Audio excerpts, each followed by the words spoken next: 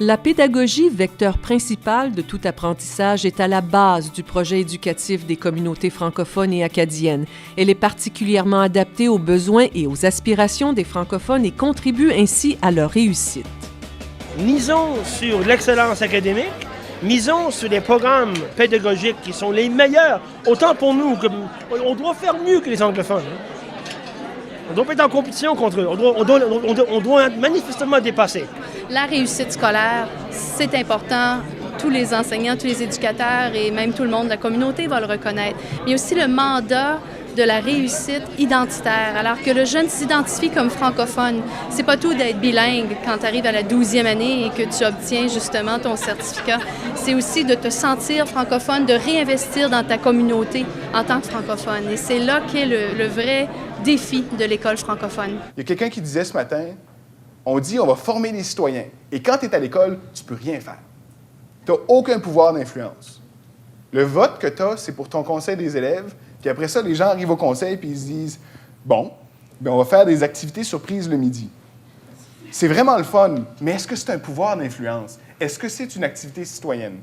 Si on allait au-delà de ça dans une école communautaire citoyenne, si on donnait un vrai rôle à ces jeunes-là, ils sortiraient du secondaire, puis le taux de vote ne serait pas à 35 %, le taux de vote serait à 85 %.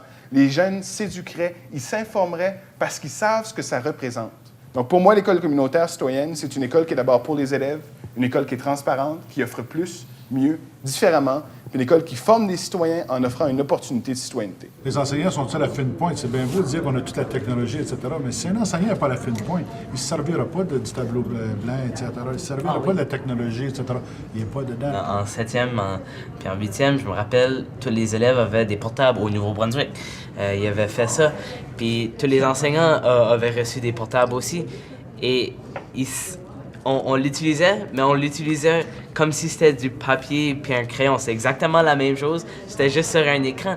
Il y avait plein d'outils, c'est juste personne ne les connaissait puis personne savait comment l'utiliser. Il faut aussi regarder nos moyens, côté financier. Est-ce qu'on va être capable de dispenser des cours que nos jeunes soient capables de compétitionner dans le monde? Parce qu'aujourd'hui, on est dans le monde, il faut être capable de trouver d'autres manières. Puis la seule manière qu'on peut aller chercher ça, économiquement, ça va être des moyens technologiques. J'ai certains amis, ils sont en maths 12 avancé. Alors, c'est le dernier maths que tu peux prendre au secondaire. Et ils utilisent une page Facebook. Ça s'appelle Wolfram. Et ce que ça fait, c'est que ça t'aide à comprendre certaines choses en mathématiques qui sont très utiles pour des tests ou des examens en mathématiques dans ce cours-là. Je pense que les professeurs, ils réalisent pas qu'on apprend nous-mêmes sur les médias sociaux. Je pense qu'ils le savent même pas. Qu'on a ces outils-là, on devrait leur dire, voici les outils qu'on est en train d'utiliser. Et je pense que quand ils verront ça, ils vont réaliser que ça peut être utile et ils peuvent trouver aussi leur manière pour apprendre les élèves, pour faire apprendre les élèves dans leur classe avec ces outils-là. Il faut que toutes les écoles aient une page Facebook. C'est un des moyens de communication qui est utilisé de façon majeure. Ceux qui disent qu'à l'école, on manque de temps et on est débordé, tweet, c'est votre solution. C'est 140 caractères. En Californie, la plupart des écoles secondaires maintenant ont des vidéos sur YouTube où est-ce qu'on donne la voix aux élèves. On veut inciter ainsi d'autres élèves à venir à l'école. Le site Web devient la plateforme centrale qui regroupe tout ça. Il y a beaucoup de choses en anglais sur Wikipédia quand vous regardez, mais en français, dans votre communauté, il y a moins d'informations. C'est l'occasion rêvée pour que votre école participe justement à actualiser un peu le savoir sur ce qui se passe. Pour assurer sa vitalité, les communautés francophones et acadiennes s'inscrivent dans une démarche de communauté apprenante où chaque membre, quel que soit son âge, peut trouver l'espace d'apprentissage et de conscientisation essentiel à son épanouissement et à celui de sa communauté. Il faut qu'on se rende compte des ressources qu'on a dans nos communautés et du fait que les gens dans nos communautés sont déjà prêtes à venir en aide au monde scolaire. Je suis d'accord avec madame qui disait les profs ne peuvent pas tout faire. Je suis hyper d'accord avec ça.